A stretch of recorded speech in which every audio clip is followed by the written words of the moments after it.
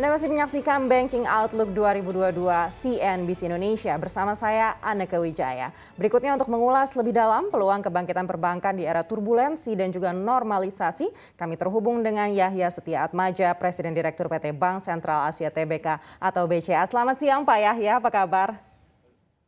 Selamat siang Anneke, selamat siang para pirsawan CNBC Indonesia yang tercinta. Luar biasa.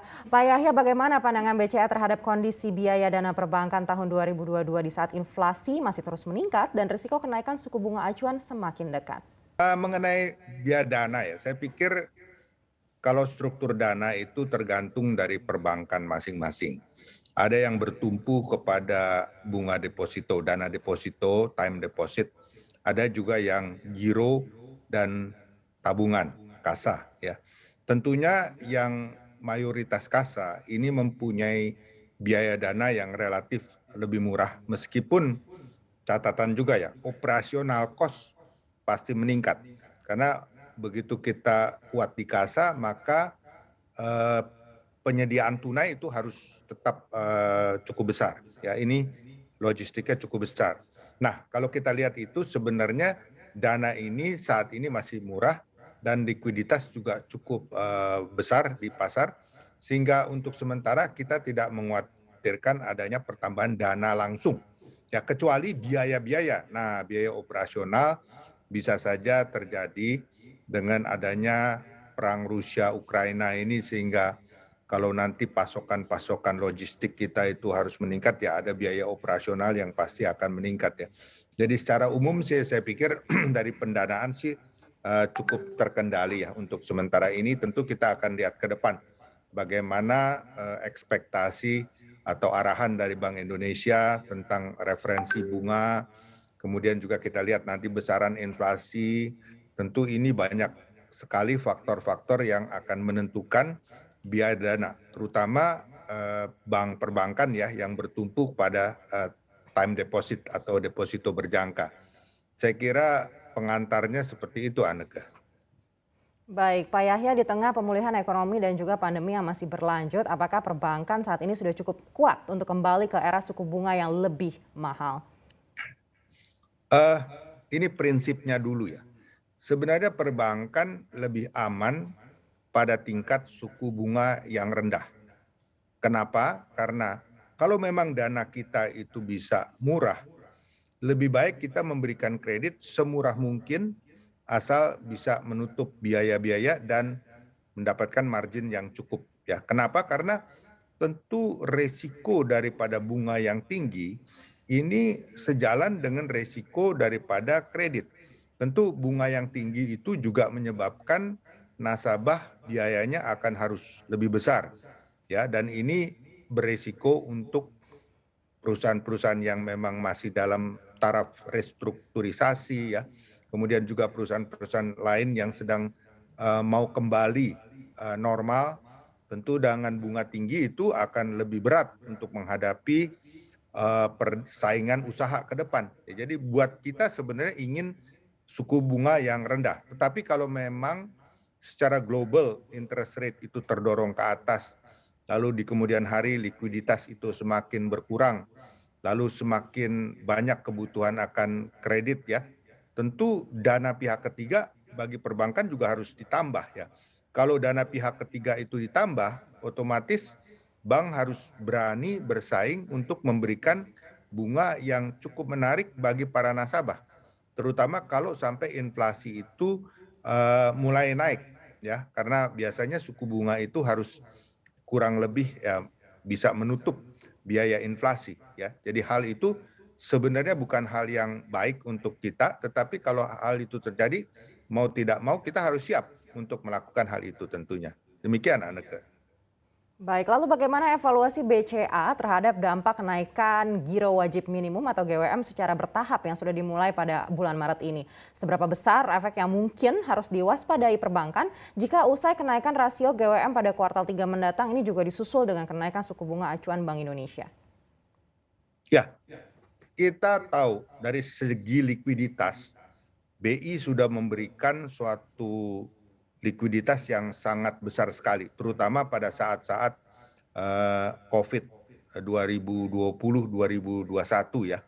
Dan kita sadari ini memang perlu pada saat itu likuiditas dipersiapkan secara masif agar kebutuhan-kebutuhan baik untuk masyarakat, baik perbankan, kalau ada kebutuhan kredit untuk mengatasi masalah restrukturisasi, likuiditas ini sangat penting. Namun kita sadar dan percaya dan yakin bahwa COVID-19 ini karena kepiawaian pemerintah dalam vaksinasi misalnya, sudah mencapai herd imunitas. Saya dengar untuk vaksin tahap pertama itu sudah lebih dari 70% ya, bahkan untuk yang 2 kali sudah 56% lebih. Nah jadi ini sudah menciptakan herd imunitas dan kita harapkan situasi masyarakat bisa kembali normal. Nah dalam keadaan kembali normal, saya pikir likuiditas juga sudah waktunya untuk dikurangi sesuai dengan kebutuhan perbankan. Ya, jadi saya pikir ya apalagi ini dilakukan secara bijaksana oleh Bank Indonesia, yaitu bertahap, tidak sekaligus serta-merta disedot gitu ya. Tetapi diberitahu lebih dulu, lalu secara bertahap itu dikurangi likuiditas di masyarakat dengan ditariknya GWM itu. Nah, saya pikir ya artinya bank harus siap substitusi kalau sampai dananya pas-pasan, harus siap mencari dana DPK dari masyarakat ya. Jadi hal ini suatu proses yang natural sekali bagi perbankan untuk menyediakan dana kalau memang dibutuhkan untuk operasional maupun untuk melepas kredit. Ya, jadi saya pikir hal itu cukup waktu yang sudah diberikan oleh BI untuk perbankan menyiapkan diri untuk itu, Anneke. Jadi nggak perlu dikhawatirkan saya rasa. Baik, di Terima bulan kasih. Maret 2022 ini Pak Yahya mungkin boleh diupdate sedikit seperti apa sih kondisi likuiditas di BCA?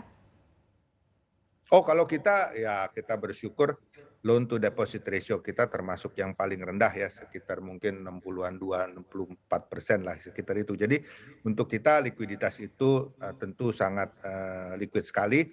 Namun kan kita harus melihat industri ini lebih penting bagi masyarakat keseluruhan dan saya pikir tingkat likuiditas secara industri juga masih cukup sekali, artinya untuk dana operasional, untuk melepas kredit, karena kita tahu juga dalam situasi seperti sekarang tentu peningkatan kredit juga tidak bisa terlalu tinggi seperti masa-masa sebelum COVID ya. Pasti ini secara bertahap. Jadi saya pikir likuiditas itu sangat terjaga saat ini. Secara industri apalagi di BCA. Terima Baik. kasih. Lalu bagaimana pandangan BCA dengan peluang ekspansi di bisnis consumer di tahun 2022 ini? Karena kalau kita lihat meski insentif PPN untuk sektor properti ini juga masih diperpanjang dan juga insentif besaran LTV, FTV di sektor properti dan kendaraan juga masih berlanjut, tapi masih ada risiko kenaikan suku bunga yang mengintai. Ya, saya pikir ini suatu pertanyaan yang baik sekali ya. Dan kebetulan ya sekalian CNBC saya juga promosi nih. BCA tanggal 24 Februari sampai 23 Maret itu mengadakan expo untuk anniversary ulang tahun BCA 65 tahun. Jadi kita memang sedang promo. Dan tanggal 10 sampai 13 Maret itu di ICE BSD juga akan mengadakan offline ya untuk mempertemukan para nasabah tercinta, masyarakat yang membutuhkan untuk KPR, KKB ya, untuk bisa langsung menyaksikan contoh-contoh mobil, contoh-contoh rumah dari developer. Biasanya ini yang dirindukan oleh para nasabah karena sehebat-hebatnya virtual itu kan masih nggak lihat secara nyata. Kalau orang mau beli rumah, mau beli mobil, apalagi mobil, langsung secara fisik kita tidak membayangkan, langsung secara fisik kita bisa melihat. Nah, ini yang kita akan lakukan. Nah, bunganya pun saat ini kita memberikan variasi yang cukup murah dalam arti seperti KPR itu dari 2,65% sampai ya tergantung apakah fix 1 tahun, 2 tahun, 3 tahun sampai fix and cap ya. Kita berikan alternatif yang banyak kepada nasabah. Jadi mereka bisa memilih sesuai kemampuan mereka untuk mencicil. Apalagi dengan DP yang saat ini juga bisa dimanfaatkan secara baik ya. Sehingga saya pikir ini kesempatan yang baik. Nah, kalau perbankan kita tentu sudah ada studi dana-dana kita untuk fix yang jangka panjang sehingga kita berani memberikan ini. Justru ini kesempatan yang baik bagi para nasabah apalagi kalau tahu misalnya dalam tahun depan, misalnya saya nggak mengatakan dalam waktu singkat ya, tahun depan, 2 tahun lagi, 3 tahun lagi, bunga itu arahnya akan naik. Nah, dengan meminjam dengan fixed cost itu kan berarti bisa lock ya, bunga itu tidak akan naik. Nah, ini adalah kesempatan yang sangat baik bagi para nasabah, para masyarakat yang membutuhkan rumah, KPR ataupun KKB untuk melakukan transaksi ya. Jadi ini memang timing yang pas dan baik sekali.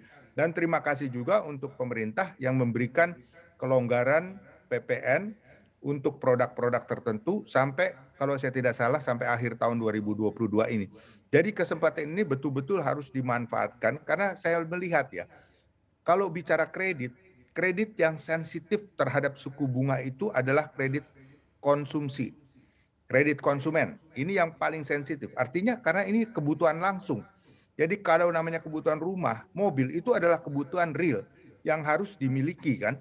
Jadi kalau kesempatan bunga rendah, mereka akan langsung jump in dan ambil. Sedangkan kalau untuk kredit modal kerja, investasi, ini tergantung permintaan penawaran. Kalau bisnis masih lesu, mereka juga belum berani mengambil kredit meskipun bunganya murah. Apalagi kredit investasi, kalau dia lihat ke depan masih belum terlalu banyak prospek, kapasitas sekarang ini masih mencukupi, mereka kan merasakan buat apa saya investasi sekarang. Itu akan ada time value of money. Kalau investasi dilakukan kecepatan, berarti ini harus membayar bunga yang mahal. Jadi itu harus timingnya tepat. Kalau nanti demand sudah meningkat, kapasitas mereka sudah shortage, baru saatnya investasi. Jadi itu semua tergantung daripada mobilitas masyarakat dan makroekonomi. Tetapi kalau untuk kredit konsumen, yakin dan percaya bahwa setiap saat ada kebutuhan dari masyarakat untuk membeli rumah, apakah membeli rumah pertama kali, apakah rumah yang akan meningkat itu mendapatkan promosi, mendapatkan rezeki untuk bisa membeli rumah lebih mahal, kan mereka akan coba seperti keong gitu ya, pindah dari rumah kecil ke rumah yang lebih besar lagi. Dan kesempatan ini sangat baik sekali untuk kita melakukan pembelian KPR ataupun KKB pada saat ini di mana kita tahu bunga akan naik. Kita fixing sekarang, ayo dong, mari berbondong-bondong. Terima kasih. Baik, semakin menarik Pak Yahya, kita akan tahan sejenak dialognya. Kita akan lanjutkan usai jeda. Dialog dalam program Banking Outlook 2022 akan kami lanjutkan sesaat lagi. Tetaplah bersama kami. Untuk mengetahui informasi lebih lengkap dan berita terkait, silakan klik link di deskripsi. Dan jangan lupa untuk install aplikasi CNBC Indonesia yang tersedia di App Store dan Play Store. Dan jangan lupa subscribe ya.